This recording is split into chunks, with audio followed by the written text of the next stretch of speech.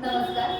Wrangler Raghunath Purushottam Paranjpe प्राथमिक शाळा हुजूरपागा सादर करीत आहे सांघिक अभिवाचन.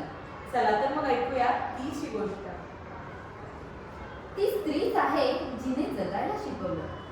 ती स्त्रीच आहे जिने त्या जगण्याला अर्थ दिला. ती स्त्रीच आहे जिने त्या अर्थाला शब्द दिले.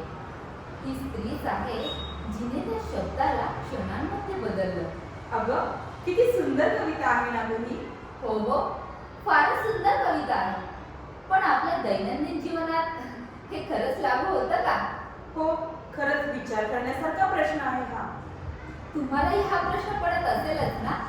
तुमच्यातल्या किती जणांनी या प्रश्नाचे उत्तर शोधण्याचा प्रयत्न केला. आज मुलींना शिक्षणासाठी खूप स्वातंत्र्य मिळाले आहे, पण एवढंच पुरेसं आहे का? प्रसंग 1. अभिनंदन, तुम्ही आई होणार आहात. 5 महिन्यानंतर. अगं तू कशाला वाटते? तुला आता काळजी घ्यायला हवी बघ. आपल्या घराण्यात कुलदीपक जन्माला येणार आहे, माझा नातू. हो हो, आपल्या मुलाचं नाव काय ठेवायचं? त्याच्यासाठी चांगली शाळाही शोधायला लागेल. मी माझ्या नातवाला टोपरं शिवल बर का. माझं तर म्हणणं आहे त्याचं नाव आपण राम ठेवूयात, राम.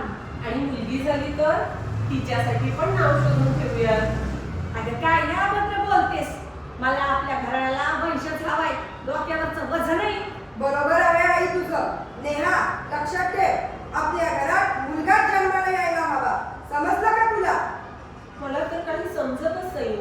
म्हणजे मुलगा किंवा मुलगी कोणी असते तरी ते आपलंच फार असणार आहे ना. आणि जर समजा मला मुलगी झाली तर काय होईल? लोक तिलाही स्वीकारतील की नाही, तिला नीट वागवतील की नाही, हा विचार करतच आई झोपी जाते आणि ती स्वप्नात तिच्या बाळाशी बोलते. आई, आई मी तुझ्या पोटात आहे, पण तुझ्या श्वासाची लय मला कळते. तू हसलीस की माझं जग उजळतं, तू काळजीत असलीस की माझं हृदय धडधडतं. आई, आई मला भीती नाही जगाची, भीती आहे फक्त नाकात जाण्याची. मी मुलगी आहे, कमजोर नाही, तुझ्यासारखीच मजबूत आहे.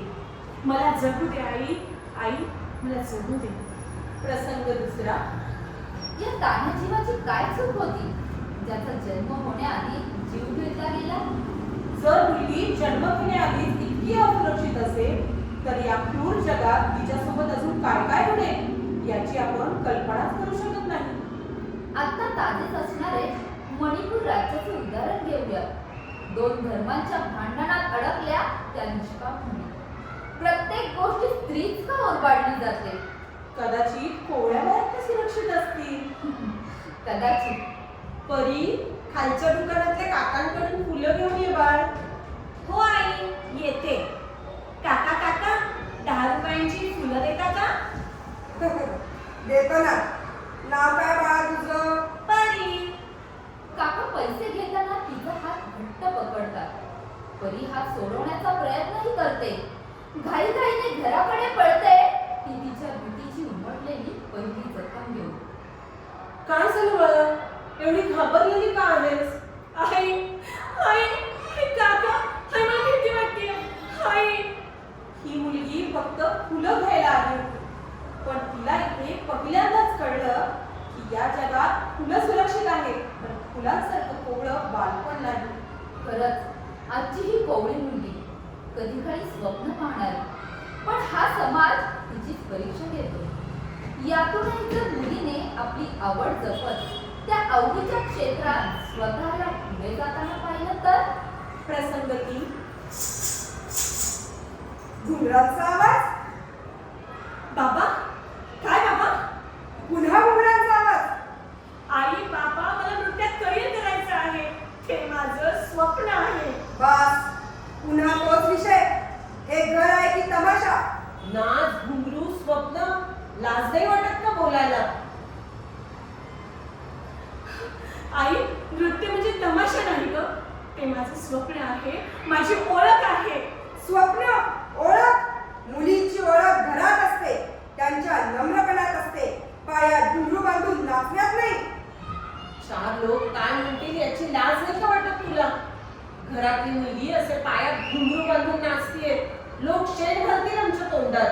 तुला शिकवलं ते काय पायात घुंगरू बांधून नाचण्यासाठी नाही. तुला शेवटचं सांगतोय, पुन्हा या घरात मला घुंगराचा आवाज नको आहे. पण बाबा, घरात मुलगी जन्माला येणंच पाप आहे. आणि तिला स्वप्न असणं अजून मोठं पाप. यापेक्षा मुलगी नसलेलीच बरी नाही का?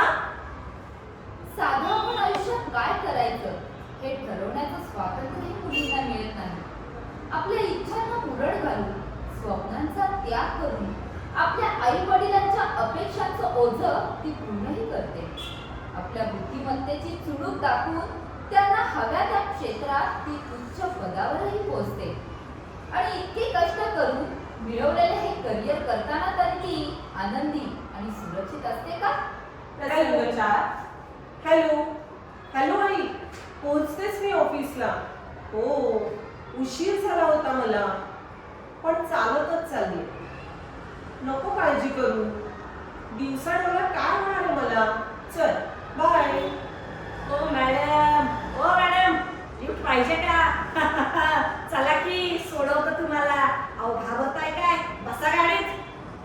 दिवसाढवळ्यात जर अशा घटना व्हायला लागल्या तर या मुलींनी बाहेर पडावं की नाही? ऍसिड फेक, बलात्कार, विनयभंग या सगळ्यात अल्पवयीन मुलींना सुद्धा सोडलं नाही ग. का आज अशी परिस्थिती आहे आपल्या देशाची? का एखाद्या मुलीला खेळणं समजून वाटते तसं वागवतात, तिच्या भावनांशी खेळतात? अगं बाहेरची परिस्थिती अशी आहे, पण घरात नाही ग. तारेवरची कसरत करत का होईना, पण घरात असतोच की तिला मान. काय ग, खरंच असतो ना?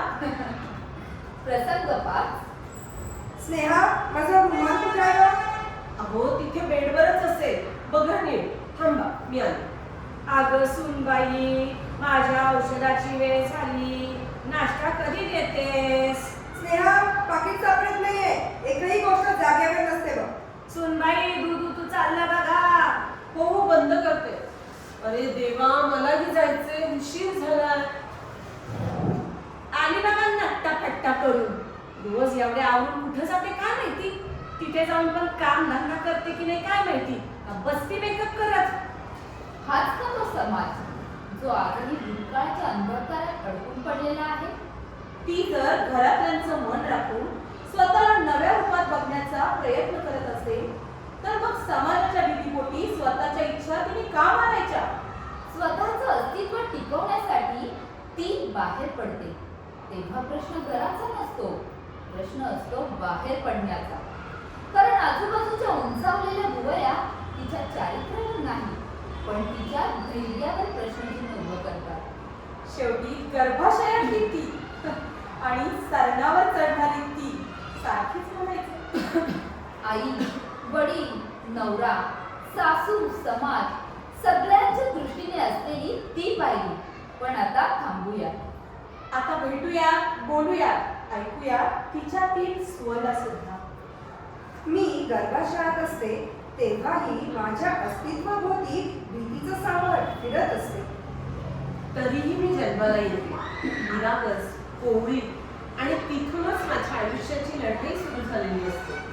मी वाढते, मी घर सांभाळते, नाती जगते, आणि तरीही स्वतःचं अस्तित्व टिकविण्यासाठी, स्वप्न पूर्ण करण्यासाठी जेव्हा मी घराबाहेर पडते तेव्हा माझ्या वाटेला येतात संशय, टीका, त्रास आणि फक्त अडथळे.